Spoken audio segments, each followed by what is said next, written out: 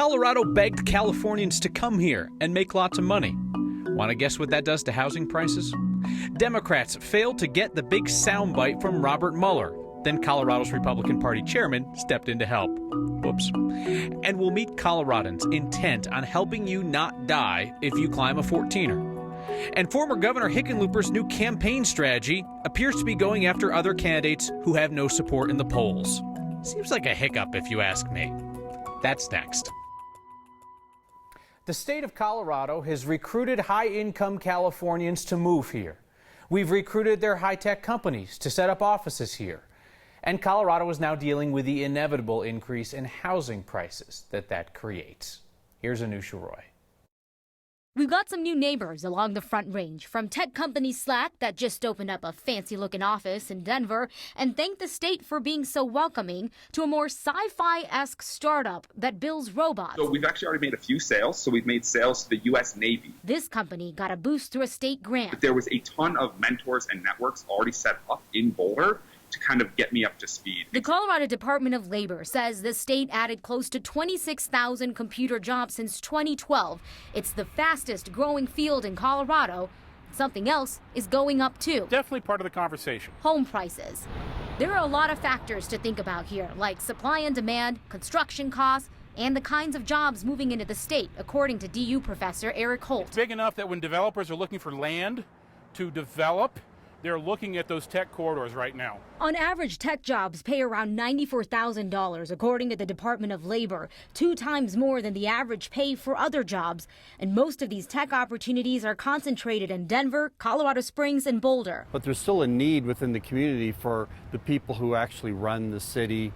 Boulder is proud of their strong economy, but realized there needs to be a balance, especially when tech and research jobs took off in the city. An impact fee that they pay a square foot price to build that office, and those resources actually go into creating and building new affordable housing.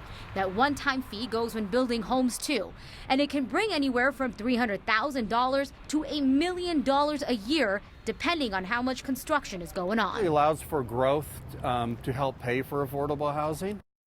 So Denver has a similar program that helps with affordable housing funding. But when it comes to incentives for businesses, it really is going to depend on what city you are in. Denver does offer some for businesses, but Boulder says that's not on their agenda. I imagine, though, Anusha, I mean, you think about Seattle, you think about Austin. There are tons of cities across the country that have seen similar influxes of tech workers. Yeah, and Denver's actually talking to those cities to see if they can learn something from them. So far, they said they've just found a lot of camaraderie and that they're trying to figure this out. Boulder says they just really like to do their own thing. Camaraderie will lower our housing prices. Yes. All right. Thank you, Nusha. So it was April of last year. Here on Next, we told you about the state spending $500,000 on a marketing campaign trying to convince Californians to move here. Colorado spent the money on public transit ads in Silicon Valley, asking tech workers to pivot to Colorado. That was the name of the campaign. Did they pivot? Apparently not. The Denver Business Journal later reported that the state could not prove that a single hire came as a result of the campaign. Brighton's water fight looks like it's headed to the ballot as a recall against Mayor Ken Kreitzer. And the recall is coming from inside the House. From inside the city council chambers, where Councilmember Matt Johnston helped to round up the 1,150 signatures needed. They think they've hit their goal, but they're going to keep going for 2,000 because some signatures always get tossed. That recall petition accuses Mayor Kreitzer of being involved in overcharging Brighton residents for water for years and then firing the city manager to cover up the overbilling. Kreitzer has told us here that the firing had nothing to do with the water billing. That recall vote would be on the ballot in November. If the mayor gets gone, then city council would pick his replacement, who would serve through the next election. Councilman Johnson told us today he is not interested in being Brighton's next mayor. Democrats in Washington could not pry a gotcha soundbite out of special counsel Robert Mueller today. And then Colorado's Republican Party chairman, Congressman Ken Buck, stepped up to accidentally do it for him. The way that these congressional hearings work is that members of Congress pontificate and grandstand at length, and then they ask questions that they already know the answer to, but they think that having the witness say the answer aloud helps their side. So we have to assume that the head of the Colorado Republican Party was not looking to deliver this gem for Democrats. Could you charge the president with a crime after he left office? Yes. You believe that you could charge the President of the United States with obstruction of justice after he left office? Yes. Ethically, under the ethical standards. Well, I'm not certain because I haven't looked at the ethical standards, but the OLC opinion says that the prosecutor, while he cannot bring a charge against the sitting president, nonetheless can continue the investigation to see if there are any other persons who might be drawn into the conspiracy. I think that was Buck's surprised face. So on this day when Democrats struggled to get Mueller to deviate from that published report on Russian meddling, when they struggled to come up with the soundbite they wanted, as close as they might have come, was that from the Republican Party head. Back to school shopping. It's when stores can make bank on school supplies. Yet in North Glen, the store actually called Banks School Supply. They're cashing out. Our Marshall Zellinger explains why. It's 18,000 square feet, between 100 and 150,000 different products. Bulletin board trimmers, lesson planners, pencils. Bank School Supply sells a lot of tetherballs. What every teacher needs to start their classroom every year. For Shane Banks, the root of this story starts in 1972. 47 years. That's when Banks School Supply opened in Colorado Springs, then expanded for a while in Aurora, and now North Glen. This one's been here for 22 years. The middle of a story is usually when the conflict happens. One time, I believe we had like 25 or 30 employees. And now we're down to one. You can probably guess the end of the story. Oh my God, going out of business sale. I am so devastated. I cannot believe that this has happened because there's been so many other stores that have closed in the past. Wanda is a high school teacher here to decorate her classroom. Yes, I need bulletin boards to encourage these babies. I don't want to order online. I like instant gratification. I like to come here, I like to look, I like to touch because I'm a teacher, I'm very tactile, and I want to see what I'm getting. We're going to definitely miss our good customers. Before you guess there are fewer people in line because of online, that's not the full reason. Competition, property taxes, regulations that went in for shipping to small towns and municipalities in Colorado. He's talking about the Amazon tax. It requires businesses like banks to make sure they're collecting sales tax for wherever they ship items and then cut a check to that city or town, even if they only ship to one customer a year. I work for my parents and my kids work for us. You know, so it's going on 3 generations now. It's a neat thing that's going to be lost.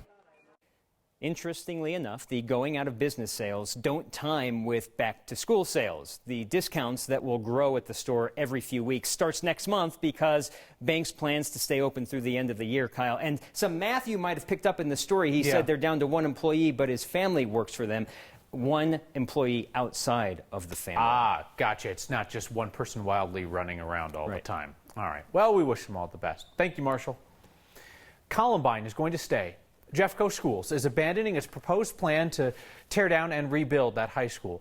It was an idea born out of safety concerns and, frankly, emotional exhaustion. Too many outsiders each year try to sneak onto the school's property for a look. Our Chris Vanderveen has a few thoughts on today's decision.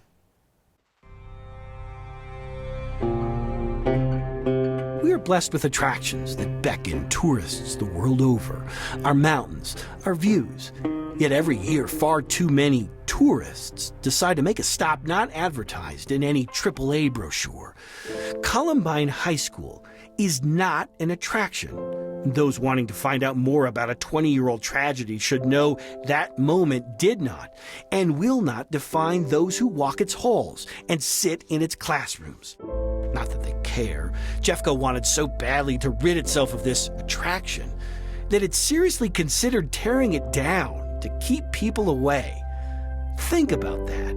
They'd rather rebuild than have gawkers gawk. So let's all agree on something right now. This is not a tourist attraction. It is a school. Should you ever want to drive by, stop and ask yourself, would I do the same if my son or daughter or niece or nephew went there?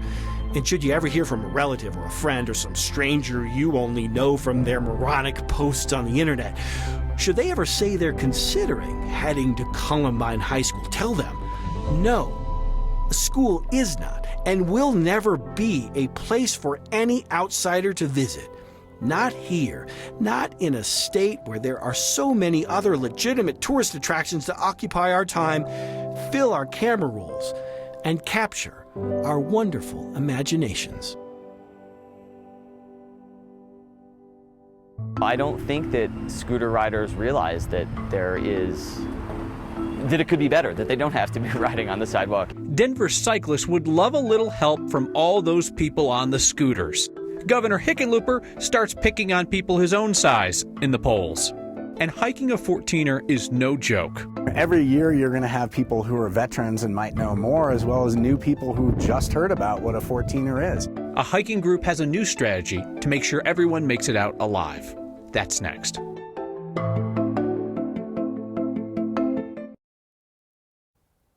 Welcome back. A little rain would feel so good after a 95-degree day. And you know what? We're tracking some heavy showers around the area, but with these storms also might come a little wind and lightning.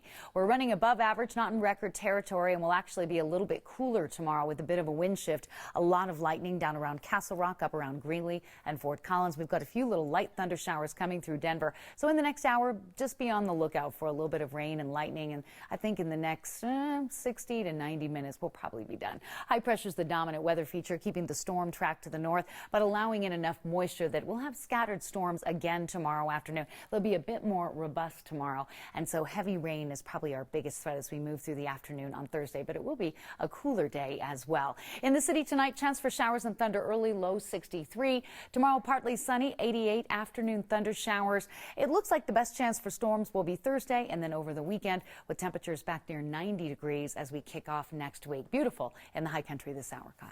Thank you, Kathy. Time to check in on former Governor John Hickenlooper's presidential campaign, which is still going on. Hick's latest thing is taking really soft shots at some of the other little-known candidates in the race. Stuff like telling Montana Governor Steve Bullock on Twitter that while Bullock's state is bigger, Colorado had America's fastest-growing economy. Hickenlooper ever so softly zinged Marianne Williamson, noting that her book sold better than his, but he's run a business, a city, and a state. Hick has taken dad joke jabs at 4 candidates this week. Names you know, trust me. Steve Bullock, Tim Ryan, John Delaney, and Marianne Williamson. Those 4 combined are polling as well as Hickenlooper in a recent Economist YouGov poll. That's not good, by the way. That's not good for any of them, really. It's 1% for Hick and 1% for the other 4 combined. You would not think it would be possible to punch down from 1% in the polls, but Hickenlooper's doing it. Maybe he's going to work his way up, saving his zestiest zingers for the candidates who are in double digits. So watch out, Joe Biden. A mild critique disguised as a folksy compliment. It's coming your way. If Denver's scooters are the new kids, Denver's cyclists are the adults, asking the kids if they could help pull their own weight. Our Steve Steger heard bike advocates saying that they've been doing all the heavy lifting for faceless scooter companies. Jonathan Fertig is an architect by day, but during his time off, he trades building design for street design. Some of us joke that bicycle advocacy is not really about the bikes, it's about the city. And for the last year and a half or so, that bicycle advocacy has fought for the rights of scooters, too, because Fertig argues that scooters aren't really fighting for themselves. I don't think that dedicated scooter advocates exist, as far as I'm aware. So there's people who don't even probably understand that there's an advocacy community around this, and that there are people who are already working to make it a safer city to ride a bike or to scoot. Fertig recently noticed signs telling bike and scooter riders to dismount near Coors Field on a Rockies game day in an area that's shut down to traffic. Frustrated, he took to Twitter, calling on scooter companies to get more involved with advocacy. I mean, I think that they could be activating their user base who probably don't identify as advocates. I think that they could get creative, and they have access to a lot of capital and a lot of people. We asked around to see what Denver's scooter companies do to advocate for their own space. Lyft gave us several examples of events they sponsored to lobby lawmakers. Spin told us about a contest they sponsored to have people redesign a parking space. And Lime told us they partner with the Denver Streets Coalition, which actually doesn't exist. We asked if they meant the Denver Streets Partnership, and they did. Yeah, I don't think that scooter riders realize that that it could be better. For Next, I'm Steve Steger. We hit up Bird and Razor. Those companies didn't get back to us, so hope that they'll seriously engage both with us and with you, because, I mean, Denver said earlier this month that they're going to be allowed to stay permanently. If you're not planning your hike of a 14er, you're asking for trouble. We try to do various different ways to get information about what's really unique about these peaks and how people can protect it and how they can recreate safely. Advice for veterans and newbies alike. Also, numbers are hard. It's a sign that proves it. Next.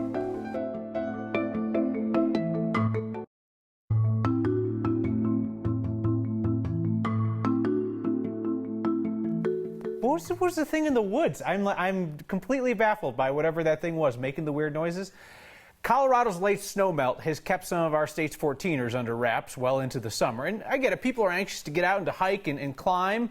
Can't rush it though, gotta do it safely. There is expert advice out there if you know where to look. Our Mike Grady found it. So many Coloradans escape the city doldrums by going up. Too often, we don't do our due diligence before heading to the mountains. I can't tell you how many times people think, oh, I'm just going to be up there for a couple of hours. What could possibly go wrong? We've been picking Lloyd Athern's brain a lot recently. We'll talk to anyone and everyone. The executive director of Colorado 14ers Initiative is on a mission. After the number of fatalities in 2017, we realized there was a lot more we needed to do about mountain safety. 11 people died on Colorado's highest peaks that year.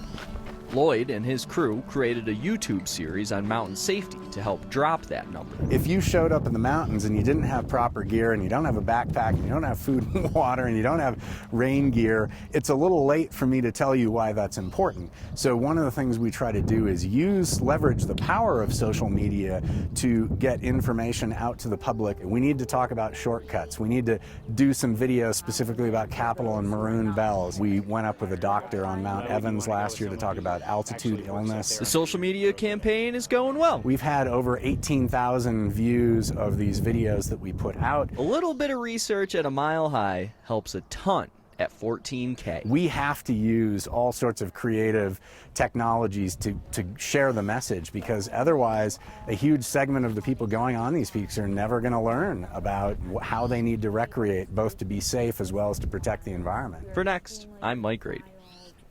Colorado 14ers Initiative has videos on mountain weather, on alpine ecosystems, and on hiking in avalanche territory. You can find all those on its YouTube channel. We'll throw a link up for you in the next section of 9news.com. Every day you send us signs that make us laugh, signs that make us scratch our heads. Often we're thinking, how did no one catch that? The perfect example of that is next, after a word about some weird words used here yesterday. Move to the center. It's not rocket surgery.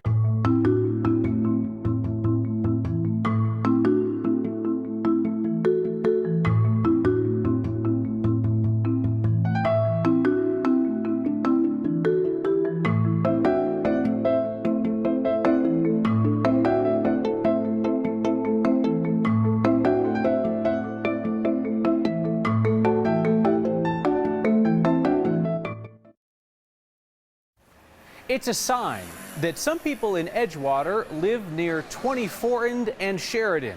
Not 24th and Sheridan, 24nd and Sheridan. Our viewer Alexa spotted this. There apparently is no 24th Avenue. It is 24nd Avenue. The city told us no one had spotted the error before we did. They're working on a replacement. If you see a sign that could use a redo, share it with all of Colorado. Email next@9news.com or get our attention with the hashtag HeyNext. P. Baird writes in saying, as long as they're doing what the majority of survivors of Columbine and the current students and parents want, they have made the appropriate decision about that school. Steve Cady says, why are you the only male anchor that does not wear one of those 9 pins? Steve, I figured with the pocket square and the plaid and the everything else, I'd look like a waiter with the bling.